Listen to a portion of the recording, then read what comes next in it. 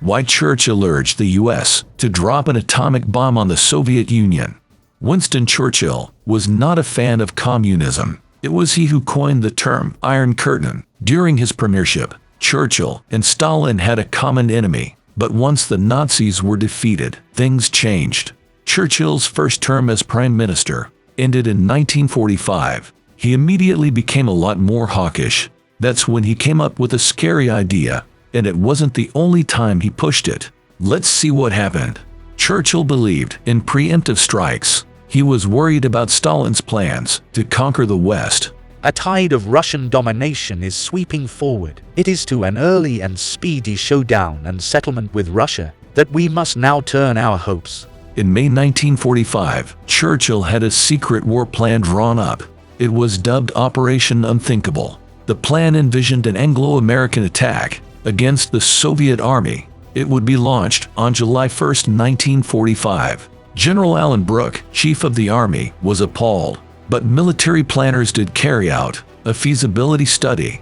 The plan described a possible attack on Soviet forces in Poland. The planners warned that it would lead to a full-scale war. Churchill contacted President Harry S. Truman. Truman was shocked. "If you do this, you're on your own," he warned. He made it clear the United States would never back the operation. Reluctantly, Churchill scrapped it until something better came up. In July, the U.S. carried out the first nuclear bomb test. Churchill was eager to know the results. "Let me know whether it is a flop or a plop," he wrote to Truman. The reply was curt. "It's a plop." In August, the U.S. dropped 2 atomic bombs on Japan. This must have been a eureka moment for Churchill. His previous plans hadn't accounted for nuclear weapons.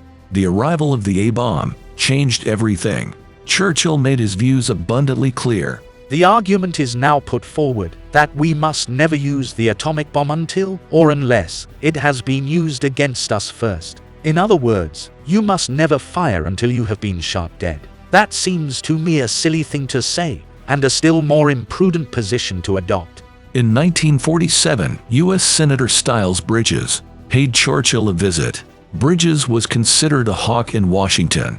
Churchill was the opposition leader at the time. He was no longer bound by rules. As a head of state, he met with Bridges privately. Churchill shared his views with Bridges. Russia poses the biggest threat to the world. The United States must attack it. Otherwise, Russia will develop its own atomic bomb. This will happen in the next 2 to 3 years. Stalin won't hesitate to use the bomb against America. Civilization will be wiped out or set back many years. Churchill wanted Bridges to persuade Truman to do it. "We ought not to wait until Russia is ready. America knows that 52% of Russia's motor industry is in Moscow. It could be wiped out by a single bomb." Bridges agreed with Churchill, but Truman did not. So in 1951, Churchill tried again. The Korean War was raging, and China had become red. Churchill met former U.S. Army officer Julius Oakes Adler in his home. "If I were prime minister, I'd give Russia an ultimatum," he said. Once again, Churchill said he'd need to secure the agreement of the U.S. government. If Stalin didn't agree to a list of demands, "We would atom bomb one of 20 or 30 cities." Churchill didn't expect Stalin to agree. He said he'd go ahead with the bombing and repeat the ultimatum. Churchill became prime minister for the second time on October 26, 1951. He never mentioned a nuclear attack against the Soviets again.